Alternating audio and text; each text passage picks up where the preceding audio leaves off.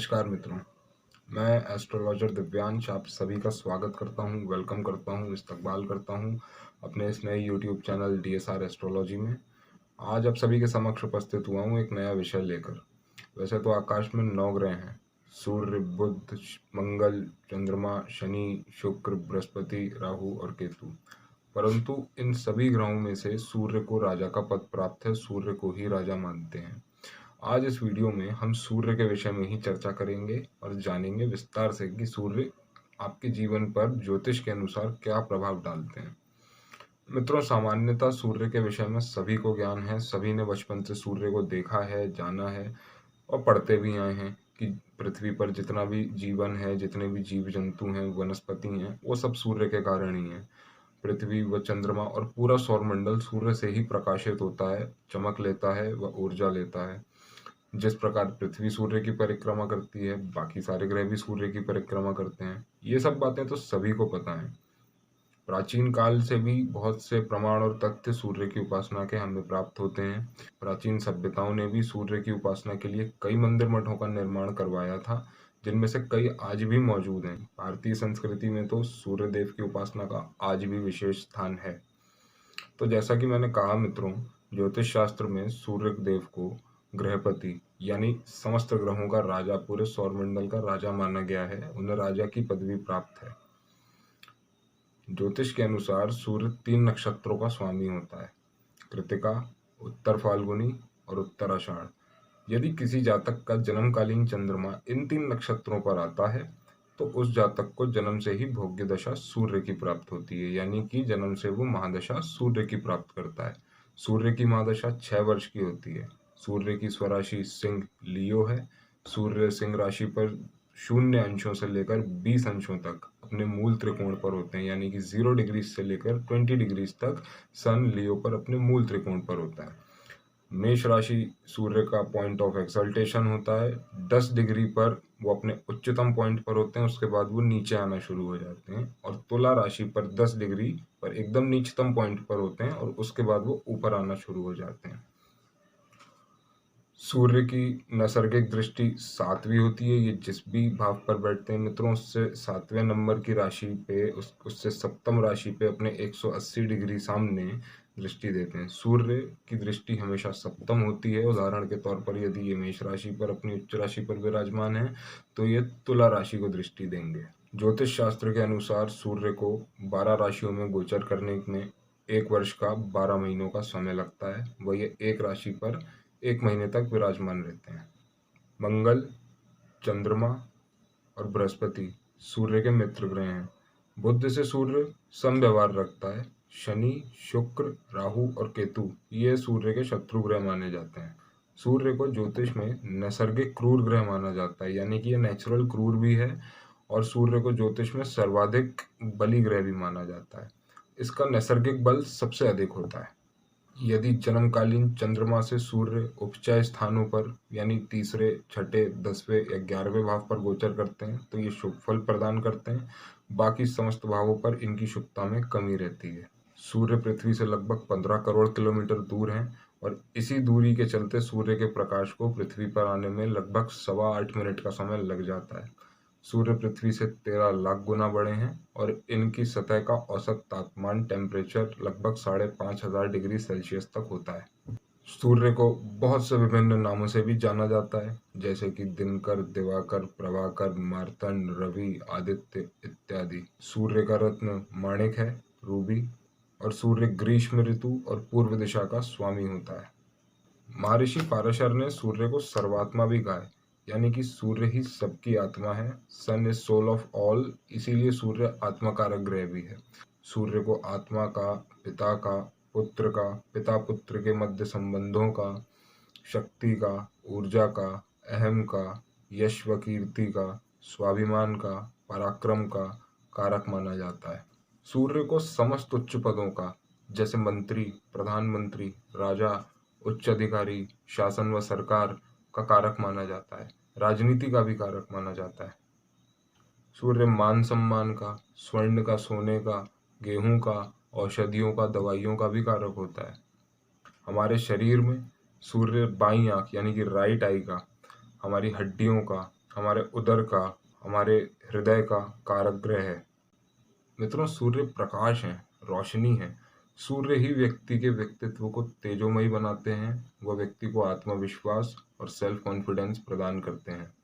सूर्य से ही leadership quality का, नेतृत्व गुण का, आत्मविश्वास का, आत्मबल का, सेल्फ कॉन्फिडेंस का, इच्छा शक्ति का, विल पावर का विचार किया जाता है। वैसे इच्छा शक्ति और पराक्रम को मंगल भी रिप्रेजेंट करते हैं, परंतु क्योंकि इच्छा शक्ति का मूल उद्गम आत्मा से ही होता है और सूर्य आत्मकारक ग्रह है, इसलिए इच्छा शक्ति के प्रथम कारक और प्रधान कारक ग्रह सूर्य ही माने जाते हैं। यदि सूर्य कुंडली में बलवान हो, शुभ स्थिति में हो, तो बहुत अच्छे फल प्रदान करते हैं। ऐसे व्यक्ति में सेल्फ कॉन्फिडेंस, आत्मविश्वास बहुत होता है और लीडरशिप क्वालिटी भी होती है। ऐसे लोग दूसरे लोगों से काम लेने में, किसी भी समूह का नेतृत्व करने में, लोगों को कंट्रोल करने में बहुत अच्छे होते हैं। सूर्य के अच्छे होने से राजा से, सरकार से समर्थन, सपोर्ट और सम्मान की भी प्राप्ति होती है। सरकारी नौकरी में उच्च पद की प्राप्ति, सरकार से फायदे, इन सब का कारण मित्रों सूर्य ही है। सूर्य यश व कीर्ति भी प्रदान करते हैं। सूर्य के कुंडली में प्रबल होने से व्यक्ति सूर्य के समान तेजस्वी हो जाता है। मित्रों, वो जहाँ भी जाता है, जहाँ भी होता है, बस वही और वही होता है। उसके तेज के कारण, उसके व्यक्तित्व की आभा के कारण वो भीड़ में भी अलग दिखता है। उसे कोई इग्नोर नहीं कर सकता, अनदेखा नहीं कर पाता। उसके व्यक्तित्व में ऊर्जा बहुत होती है। वह एक करिश्माई व्यक्तित्व का, एक कैरिस्मेटिक पर्सनालिटी का स्वामी होता है। ऐसे लोग जीवन में मान सम्मान, उच्च पद, सामाजिक प्रतिष्ठा प्राप्त करते हैं। कार्य क्षेत्र एवं समाज में बहुत प्रतिष्ठित व्यक्ति होते हैं। ऐसे व्यक्तियों को नौकरी में, व्यापार में बहुत फायदा होता है। सूर्यदेव की कृपा से, उनके प्रताप से सारे काम बनते चले जाते हैं। ऐसा व्यक्ति भी अपने लक्ष्य के प्रति बहुत दृढ़ होता है। वो सारी कठिनाइयों को, सारे चैलेंजेस को फेस करता है, उनसे लड़ता है और आगे बढ़ता है। पिता व पुत्र से संबंध भी बहुत अच्छे व मधुर होते हैं और बहुत लाभ भी होता है। राजनीतिक सफलता का, किसी उच्च पद की प्राप्ति का या हमसे ऊंचे लोगों का कारक सूर्य ही होता है। जैसे कि हमारे बॉस, समाज में हमारे ऊपर गवर्न करने वाले लोग, जैसे कि राजा, गवर्नमेंट, गवर्नमेंट के एक्टिव पर्सनल्स, गवर्नर्स, ये सब लोग। और सूर्य के प्रबल होने से ये सब लोग हमारे पक्ष में आ जाते हैं। अब मित्रों, आप ही सोचिए, जिसके पक्ष में राजा स्वयं होगा, उसका भला कौन सा काम रुकेगा या कौन सा काम नहीं हो पाएगा। जितने भी सेलिब्रिटीज हैं, पॉलिटिशियंस हैं, अपने अपने क्षेत्रों के प्रतिष्ठित लोग हैं, जिन्हें लोग देखते ही पहचान जाते हैं, जिन्हें देखने भीड़ लग जाती है, जिनके कहीं होने से भीड़ हो जाती है, ये सब सूर्य के कारण ही होता है। ऐसे लोग भीड़ के कारण बनते हैं, न कि भीड़ का हिस्सा। और मित्रों, ये जो स्टार क्वालिटी होती है, वो सूर्य से ही आती है। वैज्ञानिक दृष्टिकोण से यदि देखें तो ग्रहों के पास में अपना प्रकाश नहीं होता है, परंतु जो सितारे होते हैं, जो स्टार्स होते हैं, उनके पास में अपनी लाइट, अपना प्रकाश होता है। और वैज्ञानिक दृष्टिकोण से सूर्य कोई ग्रह नहीं है, एक सितारा ही है, और इसीलिए इनके पास में अपनी लाइट है और इन्हीं के प्रकाश से सारा संसार, सारा जगत प्रकाशित होता है। और जब सूर्य किसी की कुंडली में अच्छे होते हैं, बली होते हैं, प्रबल होते हैं, तो सूर्य अपनी ये क्वालिटी उस जातक को जरूर प्रदान करते हैं। अगर आप में भी ये सारे लक्षण हैं, गुण हैं, तो आप मान सकते हैं कि आपकी कुंडली में आपका सूर्य शुभ है, अच्छा है और प्रबल स्थिति में है। अब मित्रों, बात करते हैं, यदि कुंडली में सूर्य इतने शुभ ना हो, अशुभ हो, शत्रु राशि व शत्रु ग्रह के साथ में हो, या किसी भी कारणवश पाप प्रभाव में आ गए हों, तो क्या होता है। तो मित्रों, यदि किसी की कुंडली में सूर्य ऐसी स्थिति में हो, तो उसको व्यापार व नौकरी में परेशानी आती है। सरकार से बड़ी परेशानी आती है। यदि सरकारी नौकरी करते हैं तो अपने सीनियर्स से बनती नहीं है, मतभेद रहता है। सरकार से कुछ ना कुछ दिक्कत परेशानी आती ही रहती है। पिता व पुत्र के संबंध आपस में मधुर नहीं रहते हैं, कहीं ना कहीं तनावपूर्ण बने रहते हैं। शरीर की रोग प्रतिरोधक क्षमता भी थोड़ी कम हो जाती है, यानी कि इम्यूनिटी बॉडी की थोड़ी सी कम होती है। आत्मबल में, आत्मविश्वास में ऐसे लोगों की कमी होती है। इनका खुद पर थोड़ा विश्वास कम होता है। सरकार से दंड भी मिल सकते हैं, फाइन्स, पेनल्टीज, ये सब आपके ऊपर यदि ज़्यादा इम्पोज होती हैं, तो आप मान लीजिए कि ये सूर्य के कम प्रभावी या निर्बल होने के कारण है। ऐसे में नेत्र संबंधित और हड्डियों से संबंधित भी रोग होते हैं। हार्ट डिसीज का भी खतरा बन जाता है। मान सम्मान और प्रतिष्ठा और उच्च पद की प्राप्ति करने में बहुत मेहनत करनी पड़ती है, अधिक संघर्ष होता है। ऐसे लोग अपने लक्ष्य को, अपने गोल्स को भी बदलते रहते हैं। चैलेंजेस से, कठिनाइयों से बचने के रास्ते ढूंढते रहते हैं, बजाय इसके कि उनका सामना करें, और ये आसानी से नहीं मिलते। साहस में कमी आती है, और सूर्य यदि अच्छी स्थिति में ना हो तो विल पावर, इच्छा शक्ति भी थोड़ी कमजोर होती है। ऐसे में कई बार जीवन में परिस्थितिवश ऐसे जातक खुद को असहाय महसूस करने लगते हैं, बहुत परेशान हो जाते हैं, बहुत जल्दी हार मान लेते हैं, डिप्रेशन में आ जाते हैं।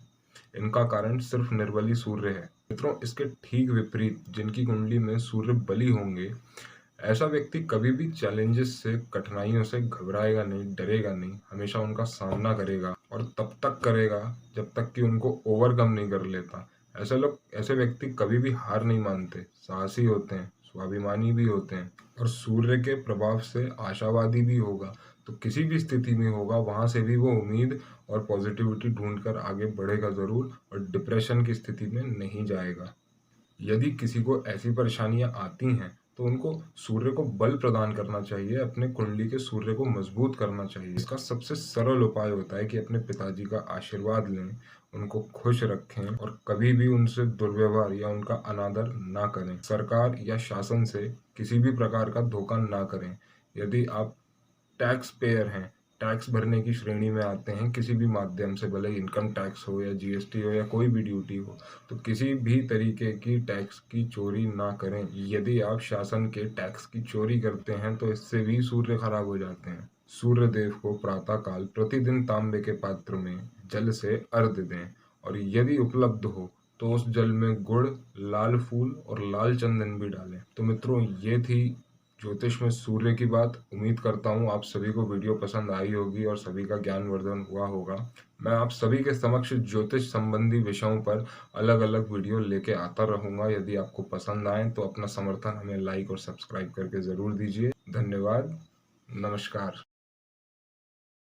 मित्रों, यदि आप मुझसे व्यक्तिगत परामर्श लेना चाहते हैं या अपनी कुंडली का विश्लेषण करवाना चाहते हैं तो नीचे दिए गए नंबर पे कॉल या व्हाट्सएप करके मुझसे संपर्क कर सकते हैं, और बहुत ही नाम मात्र शुल्क अदा करके सेवाओं को प्राप्त कर सकते हैं। नमस्कार।